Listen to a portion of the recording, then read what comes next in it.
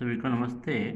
BSc part second में ऊष्मागति की अपनी पुस्तक चल रही है और इसमें अपना चैप्टर जो चल रहा है वो है मैक्सवेल के ऊष्मागति के संबंध। इस चैप्टर में अपना आज लास्ट टॉपिक है, इसके बाद ये चैप्टर समाप्त हो जाएगा।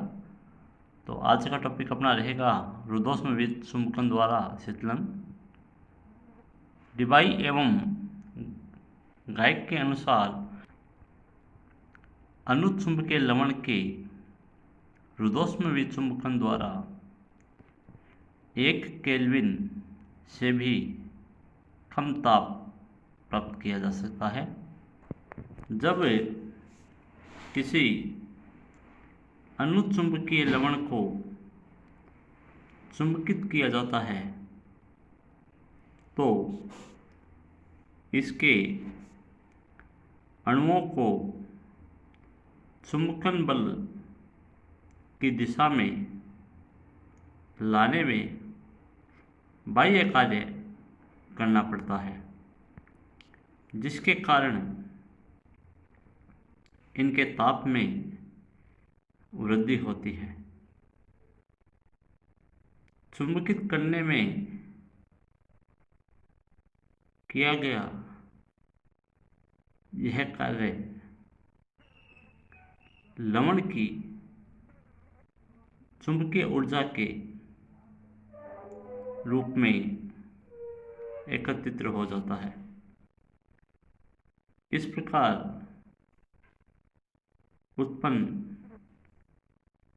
प्रति एकांक आयतन में चुंबकीय आघूर्ण को चुंबकन की तीव्रता कहते हैं। अब यदि पहले से चुंबकित लवण को एकाएक रूप से विचुंबकित किया जाए तो ताप में गिरावट आती है, क्योंकि अब यह कार्य लवण द्वारा किया जाता है और इसके लिए आवश्यक ऊर्जा लवण की आंतरिक ऊर्जा से ही प्राप्त होती है, अर्थात लवण की आंतरिक ऊर्जा में कमी आती है। फलस्वरूप इसका ताप गिर जाता है। ताप में यह कमी परम शून्य ताप के निकट अधिक होती है, क्योंकि कम तपन पर चुंबकन अधिक होता है। प्रारंभिक ताप नियत रखकर तथा उच्च चुंबकीय क्षेत्र लगाकर पर्याप्त निम्न ताप प्राप्त किया जा सकता है। इसे क्यूरी के नियम से समझा जा सकता है।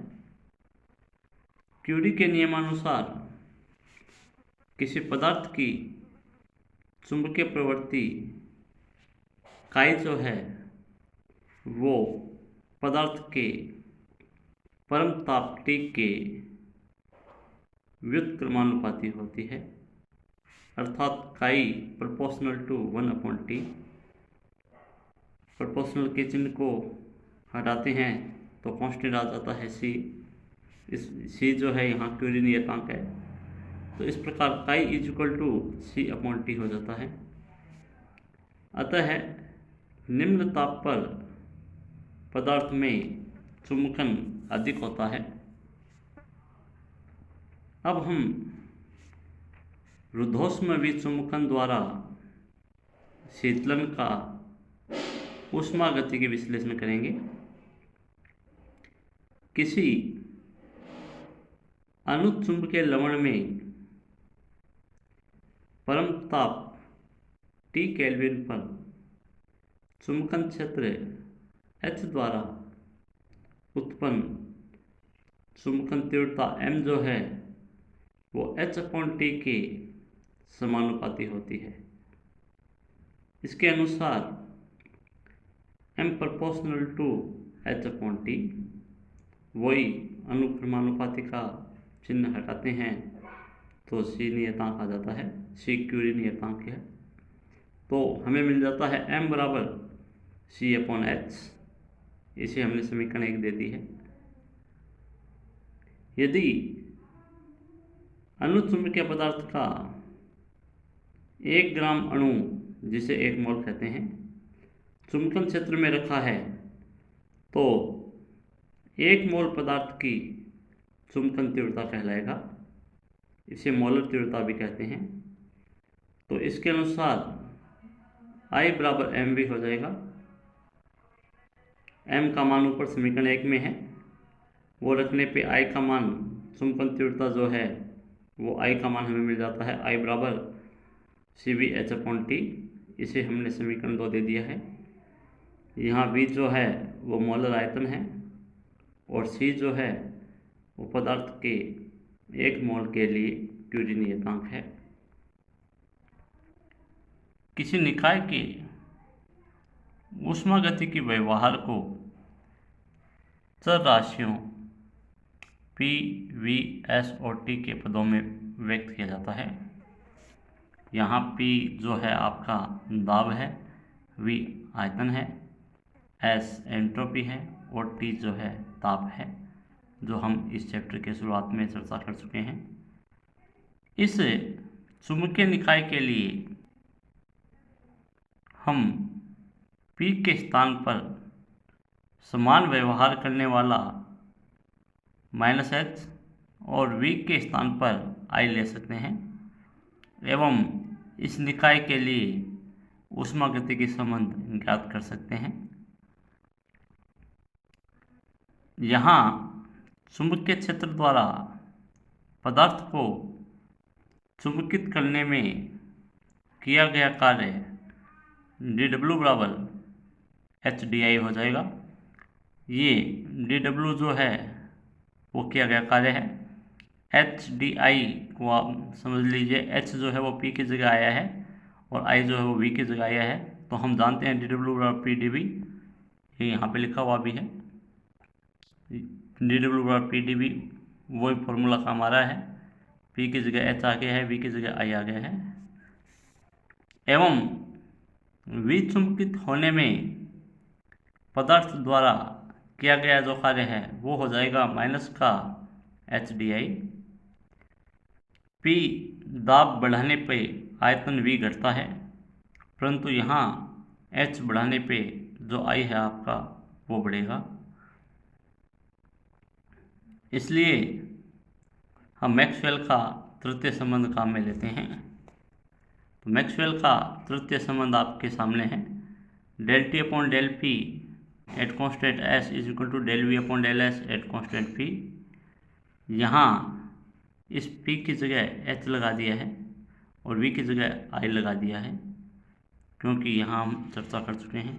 और ये माइनस इसलिए आया है क्योंकि P बढ़ाने पे भी घटता है, लेकिन यहाँ H बढ़ाने पे I बढ़ेगा, इसलिए ये माइनस आ गया। तो इस समीकरण से ये समीकरण आसानी से आ गई है। अब ये जो भाग है इधर ये एज इट इज आ गया। ये जो भाग है इस भाग में हमने del I upon del T लिख दिया है और del T upon del S लिख दिया है, आसानी से लिख सकते हैं। ये del T और del T एक्स्ट्रा आए हैं और दोनों तरफ H लग गया है, कोई दिक्कत नहीं है। और अगली स्टेप में del I upon del T तो H पे है ही, और इसको हमने व्युत्क्रम रूप में लिख दिया है, del S upon del T के रूप में लिखा है, तो इसके बटे में आ गया है। यहाँ तो कोई दिक्कत नहीं है। अब हमने इस RHS जो भाग है इसके अंश और हर में T का गुणा कर दिया है, ऊपर और नीचे कोई दिक्कत नहीं है, और सेम टू सेम वही चीज़ है। यहाँ ये पद एज इट इज आ गया है, जबकि T del S जो है वो del Q बन गया है, क्योंकि T ds और dq होता है, हम जानते हैं। तो del T upon del H eight constant S हमें मिल जाता है माइनस का T del I upon del T H upon del q upon del T h, जो कि ऋणात्मक है माइनस के चिन्ह के कारण। समीकरण 3 में del q upon del T h जो है ये आपका सी एच हो जाएगा। नियत क्षेत्र के अंतर्गत पदार्थ की विशिष्ट ऊष्मा है, इसलिए ये जो मान है del t upon del h ये तो इधर आ गया और इसको मैंने सी एच लिख दिया है, तो ये रूप मिल गया है माइनस का T upon C H del I upon del h del t at constant h, और समीकरण 4 दे दी है इसको। समीकरण 4 रुद्धोष्म चुंबकन या विचुंबकन में ताप परिवर्तन को प्रकट करती है। रुद्धोष्म परिवर्तन में एंट्रोपी एस जो है वो नियत रहती है, अतः क्षेत्र में रुद्धोष्म परिवर्तन के लिए समीकरण 4 को निम्न प्रकार लिखते हैं। Del T is equal to minus का T upon C H del आई upon del T H del H, समीकरण 5 है। अब जो अपने पास समीकरण 2 थी, उस समीकरण 2 का टी के सापेक्ष आंशिक अवकलन करते हैं, तो आंशिक अवकलन करने पे हमें मिल जाता है del I upon del T H is equal to minus का C B H upon T square. ये जो मान है ये मान हम यहाँ समीकरण 5 में रख देते हैं। 5 में रखने पे हमें मिल जाता है D T is equal to minus का टी अपॉन सी एच माइनस का C H U upon T square D H. हल करने पे डी टी का मान आ जाता है सी बी अपॉन सी h t h d h, समीकरण 7। जब चुंबकन क्षेत्र H1 से H2 तक बदलता है तो ताप में जो परिवर्तन होता है वो T1 से T2 होता है, इसलिए समीकरण 7 का हम समाकलन कर देते हैं। इधर जो लिमिट आएगी वो T1 से T2 आ जाएगी और इधर जो लिमिट आएगी वो H1 से H2 आ जाएगी। T1 से T2 dt H1 H2 limit लगा दी है। समाकलन करने पे ये आपका मान जो है ये बाहर आ गया कांस्टेंट में, एच डी एच समाकलन के अंदर रह गया। यहाँ समाकलन हो गया T2 माइनस T1, ये आपका कांस्टेंट बाहर हो गया। एच डी एच का समाकलन करके लिमिट रखने पे H2 square minus H1 square, समीकरण 8 मिल जाती है।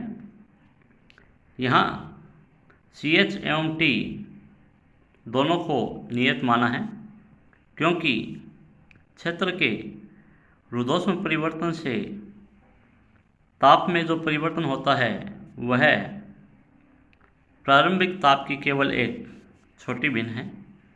यदि क्षेत्र प्रारंभिक मान H1 से घटकर 0 हो जाता है अर्थात H2 बराबर 0, तो ताप में जो परिवर्तन है T2 माइनस T1 जिसे हम डेल टी लिख रहे हैं उसका मान हमें मिल जाएगा माइनस का सी b upon 2 c h T1 H1 square, क्योंकि ये H2 आपका 0 में गया, तो हमें इस प्रकार समीकरण 9 मिल गई है।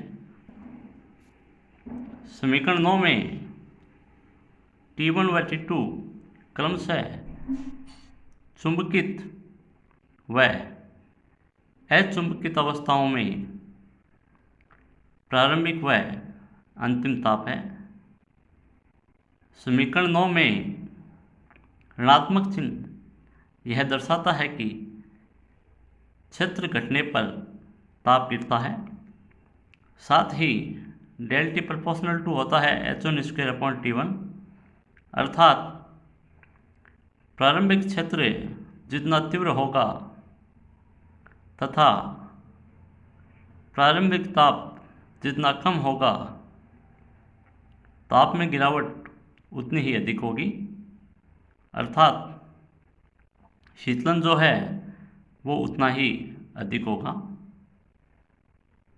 यही कारण है कि रुद्धोष्म विचुंबकन के कारण शीतलन जो है वो निम्न तापों पर विशेष महत्वपूर्ण है। इसी कारण इस का उपयोग जो है, रुद्धोष्म विषुमकरण द्वारा शीतलन का जो उपयोग है वो निम्न ताप उत्पन्न करने में किया जाता है। तो ये अपना आज का टॉपिक था। Thank you.